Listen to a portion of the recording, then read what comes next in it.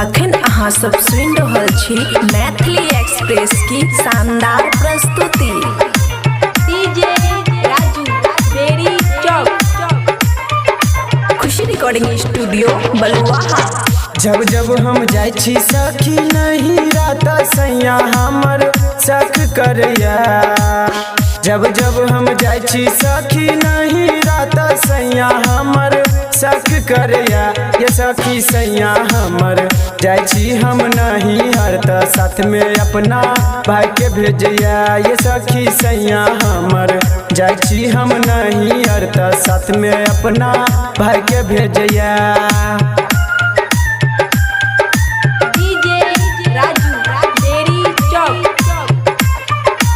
Recording studio बलुआहा। सौतीन के संग अपना सुना सखी रतुए के मौजूरा भैया। सौतीन के संग अपना सुना सखी रतुए के मौजूरा भैया। दिन भर दारू पिए गांजा के नशा में भर दिन के रहल करैया। ये सखी सैया हमर जाय छी हम नहीं अरता साथ में अपना भाई के भेजया।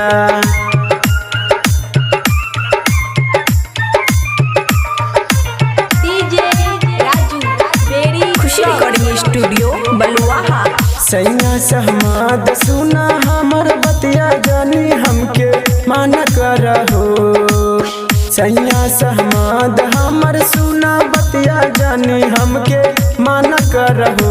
ए सैया सहमद जाय छी नैहर त हम साथ में अपना भाई के भेजया। ये सखी सैया सहमद जाय छी हम नहीं अरत साथ में अपना भाई के भेजया।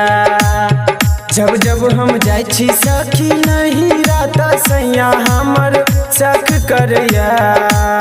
जब जब हम जाय छी सखी नहीं रात सैया हमर शक करैया। ये सखी सैया हमर